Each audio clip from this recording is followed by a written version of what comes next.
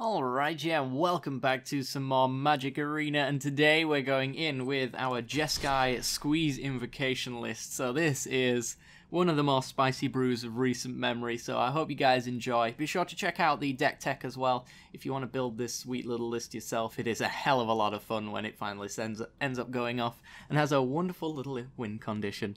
Good old Squee. Alright guys, without further ado, let's get into the games, and I'll see you there.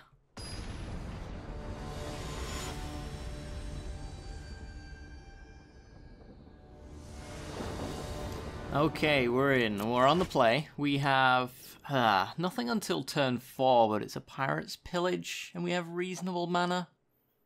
I think I can take this. Yeah. What I'm thinking is, if we're actually going up against something that is afraid of control, I can actually drop this Glacial Fortress into the mountain, and they'll think we're Jeskai control for the very longest time. Might want to hold off playing into what kind of looks like a counterspell. We could try go for that. Let's see if that works as a miniature bamboozle, as it were. Well, leading with the Llanowar Elves. Okay.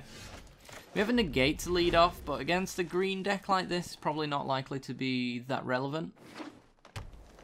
Murfolk Branchwalker. Is this Golgari mid-range then, or is it mono green? I cannot tell.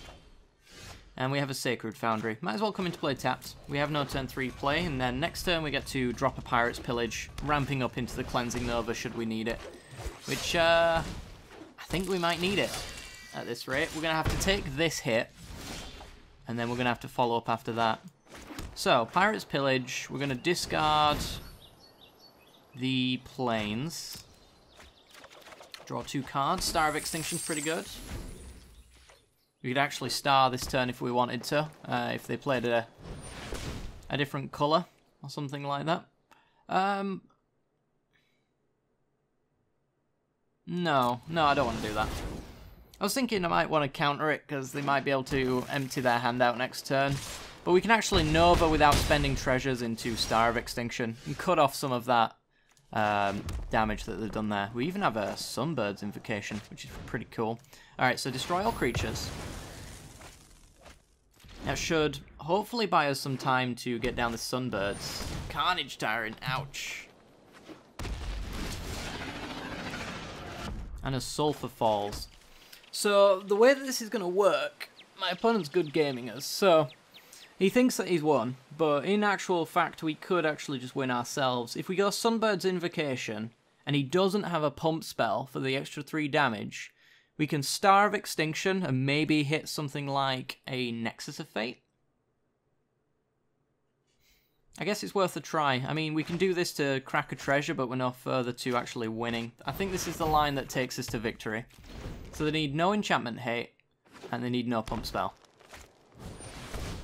Oh, it's close. Close. But no cigar. We get nothing there. So we need a land off the top. Nullhide. Oh, that was a terrible play, opponent. If I draw a land, you're in big trouble, mister. And we didn't. Okay, well. Maybe we could find something here. I don't really know. I don't think so. Deafening Clarion for 3 damage. Yeah, that's not going to do it. Well, we had to rely on luck a little bit there. It would have followed up with a Nullhide and we'd have been in just a similar situation, judging by the cards that were on top after the negate there. We had a Sacred Foundry and a Expansion Explosion, which weren't going to be good enough. Okay, so against a mono-green deck like this, I guess we want to lead off with things like Justice Strike and Lava Coils. Against this deck, Shivan Fire has a little bit of an application against the Branchwalkers and things like that, so I'm inclined to keep that stuff in. I don't know if I care about negate all that much. We just know he has Blanchwood Armor though. But I guess we rely more on our board wipes at that stage. I'm going to cut the negates. They don't seem too powerful. And 1 Expansion Explosion, I think. I'll try it like that. Yeah, okay. We should be able to beat this deck pretty easily. It's a little unfortunate on our top decks there. He got off to a really good start as well, though, so, you know. let's play first. We have 4 lands. A little bit of early game removal. If they do have their Llanowar Elves to lead off with, we can take that down to slow them down a bit. I think I'll keep this. I'm not amazed by it, but we should be able to do some fun stuff. You always want something to ramp you to your 7 mana. So we have Pirate's Pillage here, which allows us to get to the 7th mana, assuming that we hit our land drop as well. Because it would be 4 lands plus the 5th that we draw, and then the 2 treasures takes us to 7. So, Sacred Foundry tapped. It's a reasonable start as well. Allows our Glacial Fortress to come into play untapped. So we are going to ping that Llanowar Elf off immediately. No hesitation there. I don't want him using it for extra mana to ramp into something like a Grow. Or turn 2 Steel Leaf. Yeah, he's got nothing to follow up with, so that went really well. Just another Glacial Fortress, we'll pass the turn. We've got plenty of lands. We're going to be discarding one at least to the Pirate's Pillage. And then we have the follow-up one. So we actually have our Star of Extinction ready to go whenever we need it.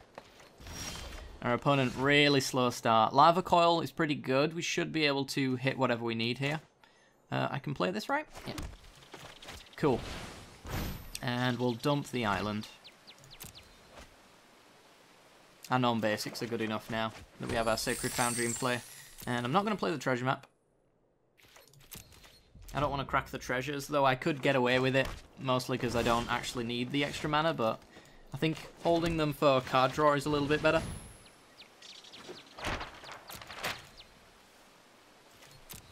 Okay then. Get our upkeep scry. There's Nullhide.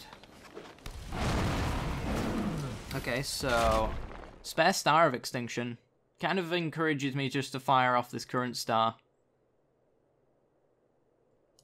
I'm going to keep it. I don't know if I want to use it though. So let's draw it.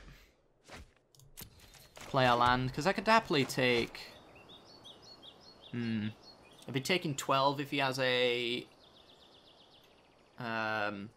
Blanchwood armor. That would suck. It'd be 12 plus a 2-drop, most likely. I'll take the chances, I think. It basically, if I take the chance here, I can potentially save myself a treasure, and it looks like chance paid off. Oops. Come on. Misclicks. Just letting it go. Alright. We're going to keep him off Carnage Tyrant anyway with things like our Star of Extinction. Sunbird's Invocation, though, is the absolute god tier draw. So, let's play Sunbird's Invocation. If it resolves, we're going to Star of Extinction away whatever he plays next turn. And probably hit something like a Nexus of Fate for an additional turn. So there's Llanowar Elves. We basically want to dodge a Brontodon. And we take 6.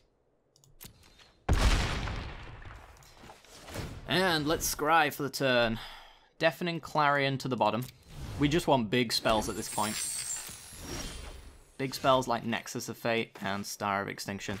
So, 1, 2, 3, 4, 5, 6, 7. Destroy a forest and your board. Hopefully hitting Nexus of Fate to take an additional turn. We hit Squee or Pirate's Pillage. I'll take the Pirate's Pillage. Dumping treasure map. We could even Star again this turn if we wanted to. But I think I'm happy just to play a land and say go, because we actually get an additional draw from Treasure Cove. I guess we'll level up what we see. Because if I get an island off the top... Okay. Say tapped and go. I think we're in a solid position that I don't think we could lose from now. There is no way my opponent gets anything too scary down. So let's draw for the turn, because we might just hit Nexus of Fate. It's Plains. Okay, well. Star of Extinction your forest. Keep you off of whatever you're planning to ramp into. And we hit a Nexus of Fate. We also hit a Sunbird's Invocation, but I think I'll just hit the Nexus for the additional turn. It's an additional draw off Treasure Cove.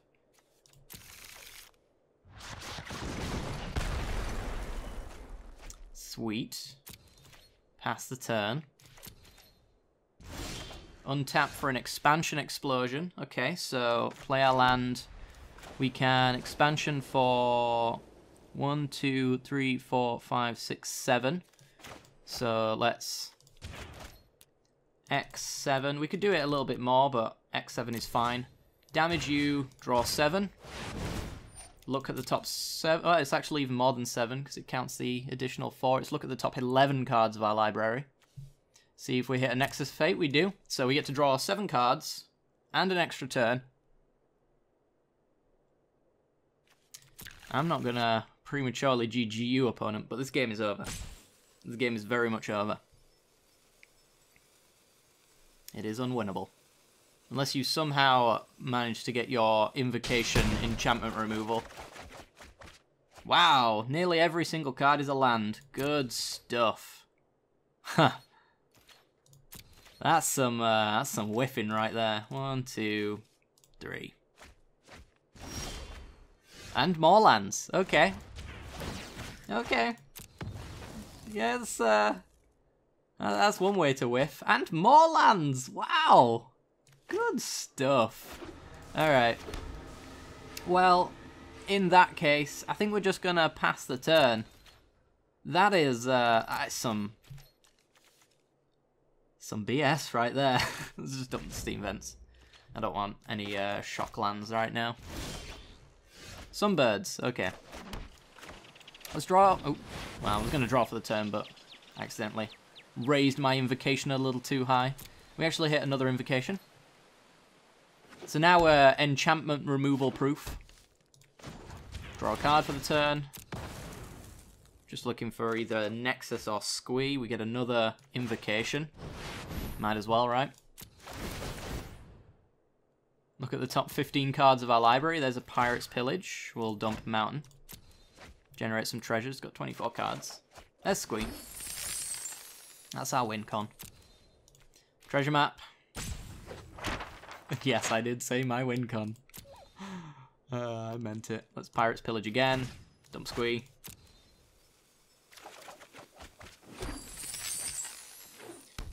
And yeah, let's just Nexus of Fate. No reason not to use the treasures at this point. We win. Especially if this Nexus, which should, in theory, hit another Nexus. Well, in theory is impossible. We're going so deep into our deck, there's no way we don't go infinite here. So there's 2 extra turns. Sunbirds triggers again. That's 3 extra turns. Sunbirds triggers again. Every time that these go into our deck again as well, they shuffle our deck, and yeah, there's 4 extra turns. Just increase the odds that we'll just hit another Nexus again, because they're all there waiting for us. And there's 5 extra turns off of 1 single Nexus. Good stuff.